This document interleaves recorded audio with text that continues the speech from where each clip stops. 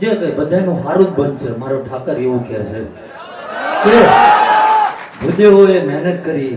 અને હું તો એવું નથી કહેતો, હું નાનું વસ્તુ રિસર્ચ કરું છું કે સાધારણ ફેક્ટરીમાં જો નોકરી કરતા એક નજીવી આવક છે એમને કે 400-500 રૂપિયામાં નોકરી કરે છે. અને હું 2 દાડેથી કહું છું તમારે જવું હોય તો જતા રહો.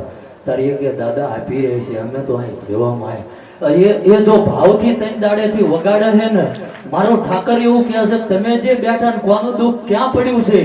જો કાલ દાડો ઉગે અને કદાચ અમે સાચી સેવા કરીએ, ભક્તિ કરીએ છે અને આમાં કોઈ પૂછીને ધંધો કરતો નથી, પણ એક જણનું જઈને જો મોતીપુરા જઈને વાત પૂરી ના કરી આવું તો હું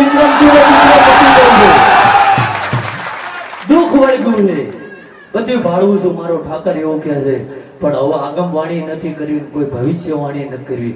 ઠાકરને એવું કીધું છે કાલ પરિવારનું જે થાય કે જે હોય ગામને મારા કુટુંબને રાજી રાખજે અને મારેથી થશે ત્યાં લગીને અવાશે ત્યાં લગીને આવી, બાકી તારા મરજીની વાત છે. એટલે હું હૃદયના ભાવથી જેને કરું છું અને જેના નિમિત્તે આપણે અહીં ભેગા થયા છીએ, 2 હાથ ઊંચા કરીને જય બોલાવની. બોલો કુલદેવી માત કી, દ્વારિકાધીશની, રામચંદ્ર ભગવાન કી, પवन सुत हनुमान की, सोमनाथ महादेव की, मोगल मात की, ओम नमः पार्वती पते, हर हर મહાદેવ. એટલે જે કોઈ આયા છો, કારણ કે આ ભાવ હોય એ આવીએ કે કદાચ દાદાના અવસરમાં કોઈનેથી નથી હોવાનું તોય મારો ઠાકર એવું કહે છે કે કાને શબ્દો પડ્યા હશે અને સાચી નાભી છે એમની કગરે છે કે દાદા અમારે આવું હતું, પણ આવા વાતાવરણ ને પાણી ચારે બધે ભરાણું છે, અમે નથી પહોંચ્યા. મારો ઠાકર એવું કહે છે કે 25 દાડો થાય જો હું તને ભેગો થવાના આવું તો હું ગંગાબાને એટલે સાચવા છે કાયમ મારો ઠાકર સાચવશે. બધાને એક જ કહું છું કે આ મનુષ્ય જીવ મળ્યો છે 84 લાખ યોનિમાંથી ભટકતા આયા અને આ જગત ઉપર આયા છો તો તમે કોણ છો એ બતાવશો નહીં, પણ તમે કોણ છો એ જાણ્યા વગર જતા નહીં. આ જીવનનો ઉદ્દેશ્ય છે. એટલે હવને મારો ઠાકર એવું જ કહેશે કે સારું થશે જે જેવો ભાવ, જેની જેવી લાગણી. હું તો ભાવનો ભૂખ્યો ધર્મ છું અને જે કઈ દાદાએ અમને આપ્યું છે એ અમે આવા વાળાને પીરસીએ છીએ. એમાંથી કદાચ અમારેથી સારું નડતું પીરસાય તો દાદાનો પ્રસાદ સમજી અને એને આરોગ્ય દીજો. મારો ઠાકર એવું કહે છે કે 3 પેઢીનું ખવડાયેલું નાભે પડ્યું છે ને તો વહેલા ભરોડીએ મારે કાઢી નાખવાનું છે. એટલે કોઈ ખોટી અપેક્ષા ના રાખતા. કોકને એવું થાય પણ નથી, મારે દાદાની ભક્તિ કરવી છે, ધણવું નથી ભાઈ. એટલે એનો ભાવ છે, એનો લગાવ છે અને એ ચારણ છે. અને મેં તો આજ જગત આજ તો ગોવિંદભા ગાડી બંગલા છે એટલે ગોવિંદભા ઓળખે, બાકી જગતમાં જયારે કઈ નતું અને એ આઈને બેઠા હતા. મેં કહ્યું હું મરદ સિવાય ભાઈબંધી નથી કરતો. મારો ઠાકર એવું બોલ્યો હતો કે કદાચ વેળા વેચાઈ જાય, નાભે ગાંઠ મારી મૂકી દેજે, જો તારી સડતી વેળા તારો શોકો કદાચ આ ધરતી ઉપર પડવા દો તો મારે 90 વર્ષ વળવું નથી. એટલે વગર માગે, નકર આ અવસર હતો. અમે કોઈને આમંત્રણ ના આપ્યું, આમંત્રણની રાહ જોવો ને આપડા ના હોય. વગર આમંત્રણે મેં કાલે જ મને યાદ આવ્યું હતું કીધું ગોવિંદભાને, પણ મેં કીધું ના લાય આજ એની પરીક્ષા લઈ લેવી કે જો કદાચ એનો ભાવ હોય તો વગર બોલાય આવે તો માનો. અને કદાચ એકવાર આંખું બંધ કરી મારા ઠાકરે ભરોસો મૂક્યો હોય ને, એક દુનિયા ગમે એટલા બંડલા વેરી દે તો એનો વિમાન વેચાય નહીં ભાઈ. એટલે ગોવિંદભા રાખ્યા છે, રાખી જાણશે. જે જેવા ભાવે આયા છો, ધર્મ કર્મ રેણી ગેણી નો રામ છું ગોવિંદભા. જ્યાં લગીને તમારી રેણી ગેણીમાં ભાવમાં કભાવ નહીં આવે તો મારો ઠાકર એવું કહે છે કે મારા ઉંબળે દુબળા કોઈ દી નહીં આવે. પણ એવી અધીરાઈ ના લાવતા કે તમે નાની એવી સપટી હાથ ધરીને ઉભા હોય અને મારે હુકડું આપવું હોય તો એ નાનો પડે. એટલે એવું ના કહું કે મેં દાદા આગળ જઈને લાંબો હાથ કર્યો તો મેં કહી ના આવ્યું કે એ ઘરે પગ ને તો હુકડું ભરીને આપી દે, ખાલી તારી લાયકાત રાખજો. એટલે હવનું સારું મજા મારો ઠાકર બોલે છે.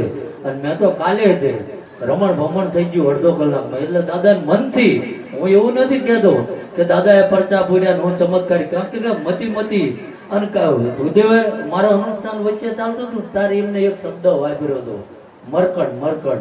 એટલે મને એમ થયું મરકડ શું હોય છે સંસ્કૃતમાં, પણ યાદ રહી ગયું કે આ માકડું કહેવાય એમ. એટલે માકડા જેવાય ઘણા આ ધરતી ઉપર હોય. એટલે આપણને વધુ તો કહેવું નથી, પણ જે ભાવે આયા છો, જે લાગણી, કદાચ કોઈને કોઈ કારણસર ના આવવાનું, કોઈ નોકરી ધંધામાં અટવાનું, તો મારો ઠાકર એવું કહે છે કે સદાય તમારી લાજ રાખવાની, કારણ કે ધૂણીને કોઈ દાડો બીવડાયા નહીં. બીવડાવવું એ મારા લોહીના સંસ્કાર નથી. કારણ કે 90 વર્ષની જોડી એને ભરવી છે તો બહુ લાંબુ ગણિત માંડ્યું હોય છે કે સમય વખત જેવો આવે, પણ મારી વસ્તી છે અને વસ્તીનું સદાય તારે જતન કરવાનું છે, અને એ મારેથી થશે તારે કેમ કરે. એટલે હવનું મારું, હવ મારો નામ બોલે છે, હવની લાજ મારો ઠાકર રાખશે. ભોળોનાથ મારી કુળદેવી રાજી છે, અને બધાની મરજી છે. તો ચારે બાજુ પાણી ભર્યું છે, આટલો બધો વરસાદ હતો. ઠાકરને એવું કીધું કે હદ વચ્ચે આદરીને ત્યાં વસ્ત્ર ખેંચ્યા. તો મને એટલું જ કીધું કે કદાચ હું તાક લઉં છું, પણ તમારો વિશ્વાસ નહીં ડબ્યો ને તો કોઈ દાડો હવનમાં હાડકા પડવા નહીં દો. અને એ વાત રાખીને મારો ઠાકર કાયમ રાખશે. જગતના ચમત્કાર બતાવવાના, પરચા બતાવવાની વાત નથી. જાહેરમાં કહું છું કે એક વર્ષથી બેઠક નથી કરતો, પણ દાદા જો તમે મનની અરજી મૂકીને જાઓ કામ કરતા હોય, મારે હું કામ ધોણવું છે કે તમે તમારું તપ, તમારો આત્મબળ દાદા આગળ બેહીને, કદાચ ભાડાનો જોગવાઈ હોય કે ના હોય, તમારે અહીં આવવાની વ્યવસ્થા થતી હોય ના થતી હોય, તો મનથી કગર મૂકજો. અને મારો ઠાકર જો 21માં દાડે વેળા ફેરવવાનું ચાલુ કરે ને તો માનજો કે આપણી અરજી પહોંચી જઈ જરૂર. બાકી મંદિરે હળિયું કાઢી જવાથી કઈ થતું નથી ભાઈ. પરમાત્માનો દીવો મનમાં ઘણા નથી કહેતા બધા, આ તો કેવું નતું, પણ હવે આમ તો બપોર બધાને ટાઈમે જમાડ લીધા છે. દાદા બોલાવતા હોય કોઈ દી હું પાછું વળી જોતો નથી. અને ઘણા ટાઈમે પછી વસ્તી આવી છે, કુટુંબે આવ્યું છે, બધા ભેગા થયા છે. એટલું જ કહું, ઘણા નથી કહેતા હોતા ભાઈ આ બધું હવન ને તલ ને બલ ને આવું નાખે કે ભગવાનના પેટ ભરાવતા હોય, તો આવું ક્યાંય ઉલ્લેખ નથી. પણ મેં હમણાં દાદાને બેઠા પૂછ્યું, દાદા શું? તો કે માણા તમે જો ઘરમાં ચોખા હોય, ઘઉં હોય, તો એને કઈ મુઠ્ઠીઓ ભરીને બુકડા માર્યા ભૂખ જતી રહે, બની જાય છે. એમ આ દેવની સામગ્રી છે, અને આ અગ્નિની સાક્ષીએ તમે ભાવથી પીરસો ને એ ઉઠી નીકળે છે, એ વાનગી તૈયાર થાય છે. જેવો ભાવ નાખો, કારણ કે ચોખા મુઠ્ઠી લો તો પુલાવે બને, ભાતે બને, ખીચડી બને, અને ધારો તો કોકના કપાળે રાખે, પણ એ આપણી ઉપર નિર્ભર છે કે આપણે શું બનવું. એટલે ધરતી ઉપર ભગવાને મોકલ્યા છે તો કંઈક સારા કામ કરીને જજો, ના થાય તો કોઈ મહેરબાની કરીને નડતા નહીં, એ મોટો ધર્મ જ છે. લે ભાઈ હવનું હારું આવું મારો ઠાકર બોલે છે. અને ગમે ત્યાં હવે હું કદાચ આવું કે મારે ગમે ત્યાં આવવાનું થાય, કોઈ દી એવું કોઈ કહેતા નહીં, કારણ કે 1 વર્ષથી હું કહું છું કે હવે મારે ધૂણવાનું નથી થતું. એટલે હવે કદાચ મારા ઠાકર આગળ જે પ્રતિજ્ઞા કરી છે કે ધૂણવું નથી, ભજન કરી લેવું છે. જો તારા ખાતામાં પડ્યું હોય અને તારી ભાવનાથી જોડાયેલો હોય અને વાતે વીટળાઈ ગયો, ગમે એટલા કિલોમીટરનો વાટો હોય, અને તું ઘોડે પલાટ ના નાખ તો મારી ભૂવા પણીમાં ફેર પડી જાય. એટલે હવનું સારું થઈ છે ભાઈ. અને હજુ દાદાની મરજી છે તો આવા દાદાના આજ્ઞાથી, ભોળાનાથની મરજીથી આવા શુભ કાર્યો થશે.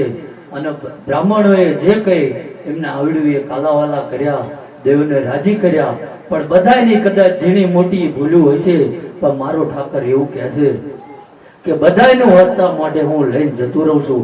અને મને દિને એટલું જ શીખવાડ્યું છે કે ગમે એટલું કડવું હોય નાભે પડી રાખજે, મોઢેથી કાયમ અમીના જ ઓટકાર કાઢજે. બાકી શું કરવું, ચારે શું બનાવવું, આજ તમે જે માણો છો ને એ આ વગડો હતો 9 વર્ષ બોલ્યો હતો, અને એ મારા ઠાકરે પાર પાડી દીધું. પણ હવે બોલવું નથી, કરી બતાવવું છે. અત્યારે લગીન તો બોલ્યો, કારણ કે આ એ ભાવના છે. બધાને કદર નહીં થાય ને વાંચીને કોઈ બોલતો નથી. અને મેં નક્કી કર્યું છે માયક ઝાલ્યા પછી કોઈની માફી માંગવી પડે તેથી આ ધંધો બંધ કરી દેવાનો કે મારો ઠાકર એવું કહે છે કે એક લાગણી પ્રેમ ભાષા